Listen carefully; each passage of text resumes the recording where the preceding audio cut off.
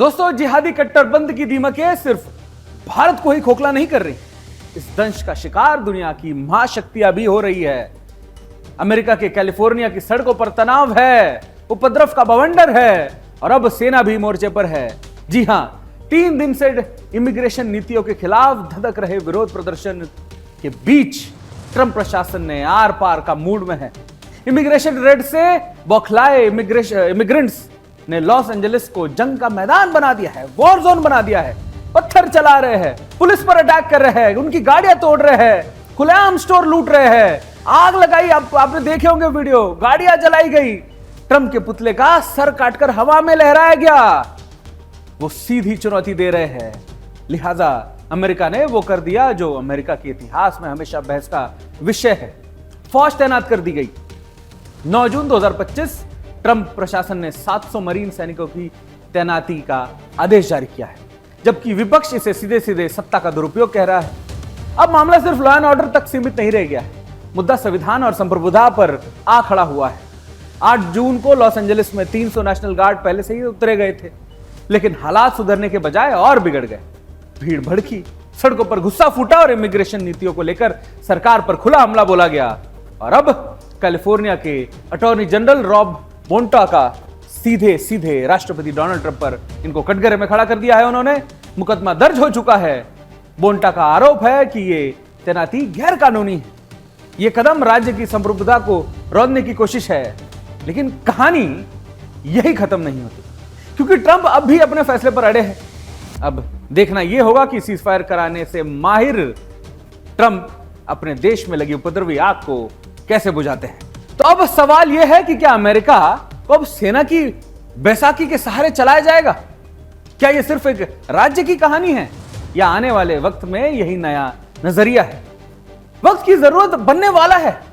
यह संविधान के नाम पर सत्ता की धमक है, या यह राज्य सरकार की हठधर्मी राजनीति, या फिर सचमुच नियंत्रण से बाहर होती भीड़ के खिलाफ जरूरी ये एक्शन है?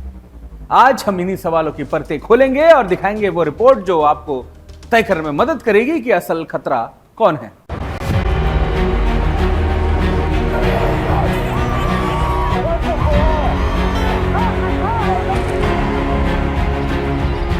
अमेरिका सुलग रहा है। ट्रंप की नीतियों के खिलाफ उपद्रव चरम पर है।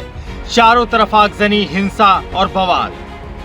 ट्रंप को सीज फायर करना भारी पड़ रहा है। अमेरिकी पुलिस पर हमले हो रहे हैं।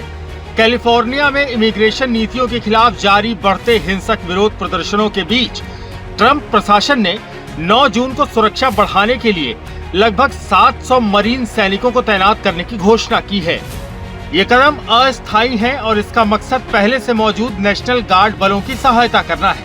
अधिकारियों के मुताबिक हफ्ते के मध्य तक तैनात सैनिकों की संख्या 2000 तक पहुंच सकती है। हालांकि सैन्य तैनाती को लेकर कैलिफोर्निया के राज्य नेताओं ने कड़ी आलोचना की है और इसे राष्ट्रपति की शक्तियों के दुरुपयोग के रूप में देखा जा रहा है। 8 जून 2025 को लॉस एंजलिस में 300 नेशनल गार्ड सैनिक तैनात किए गए। प्रशासन की इस कार्रवाई के बाद विरोध प्रदर्शन तेज हो गए, जिससे शहर में तनाव बढ़ा। प्रदर्शनकारी इमिग्रेशन नीतियों के खिलाफ अपनी नाराजगी सड़कों पर दिखा रहे हैं। कैलिफोर्निया के अटॉर्नी जनरल रॉब बोंटा ने ट्रंप प्रशासन के खिलाफ मुकदमा दायर किया है। उन्होंने सैनिक तैनाती को राज्य की संप्रभुता पर हमला बताया। बोंटा ने कहा, राष्ट्रपति द्वारा अपनी शक्ति का दुरुपयोग और नेशनल गार्ड को गैर कानूनी तरीके से सक्रिय करना बर्दाश्त नहीं किया जाएगा। वहीं राष्ट्रपति डोनाल्ड ट्रंप ने इस कदम का बचाव करते हुए कहा कि अगर नेशनल गार्ड को तैनात नहीं किया गया होता तो लॉस एंजलिस पूरी तरह से तबाह हो सकता था। पेंटागन ने फिलहाल इंसुरेक्शन एक्ट लागू नहीं किया, जो सेना को सीधे कानून प्रवर्तन में शामिल होने की अनुमति देता है। अधिकारियों का कहना है कि फिलहाल इस एक्ट को लागू करने की योजना नहीं है, लेकिन स्थिति के अनुसार ये बदला भी जा सकता है। प्रदर्शनकारियों की संख्या लगातार बढ़ रही है और प्रशासन की कड़ी कार्रवाई के कारण शहर में तनाव चरम पर पहुंच गया है। दोनों पक्षों के बीच टकराव के चलते स्थिति नाजुक बनी हुई है। कैलिफोर्निया में इमिग्रेशन विरोध प्रदर्शनों और सैन्य तैनाती को लेकर राजनीतिक विवाद गहराता जा रहा है। राज्य और केंद्र सरकार के विवाद के बीच सुरक्षा की स्थिति पर कड़ी नजर रखी जा रही है। Bureau report, Sudarshan news.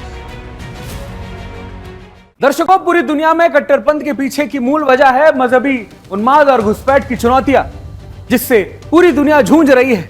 अब हम आपको जो बताने जा रहे हैं वो इसी कहानी का एक सिरा है। यह उस बदलाव की आहट है जो दुनिया के सामाजिक और राजनीतिक संतुलन को हिला सकता है।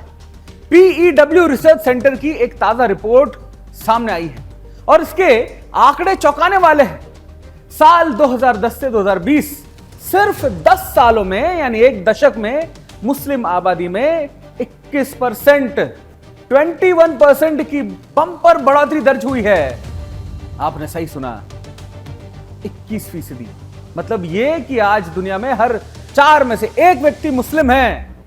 26 वैश्विक जनसंख्या अब मुस्लिम है। और यह रफ्तार किसी सामान्य जनसंख्या विकास की नहीं है। यह नॉर्मल नहीं, अब नॉर्मल है, बल्कि एक असाधारण उछाल की कहानी यह बयां भी करती है। जहां हिंदू आबादी में काफी गिरावट देखी गई, वही मुस्लिम जनसंख्या दोगुनी रफ्तार से आगे बढ़ रही है। अब बात सिर्फ एशिया या मिडिल ईस्ट की नहीं रह गई है दोस्तों। America, Europe, Africa, Asia, Pacific, हर कोने में मुस्लिम आबादी तेजी से बढ़ रही है। और सबसे चौंकाने वाला आंकड़ा, उत्तर अमेरिका में मुस्लिम जनसंख्या में 52% की वृद्धि है। 52%, 50% से ज्यादा। यह कोई सहयोग नहीं है, यह ट्रेंड दुनिया की राजनीति, नीतियों और बहसों को एक नए मोड़ पर खड़ा कर रहा है। दोस्तों, सवाल बहुत बड़ा है, चिंताजनक विषय है और सीधा है कि क्या पूरी दुनिया इस बदलाव के लिए तैयार है? क्या शासन, शिक्षा, सामाजिक व्यवस्था और सुरक्षा के ढांचे इस बदलती जनसंख्या संरचना के मुताबिक खुद को ढालने के लिए तैयार है? या फिर हम आंख बूंद कर बैठे हुए हैं जब तक तस्वीर पूरी तरह बदल ना जाए? ये आंकड़े सिर्फ दोस्तों डेटा नहीं है, ये कोई आंकड़े नहीं, फिगर्स नहीं है। एक ग्लोबल पॉलिटिकल रिएक्शन की भूमिका बनने जा रही है। क्या यह सिर्फ आबादी का बढ़ना है या इसके पीछे कुछ और भी है?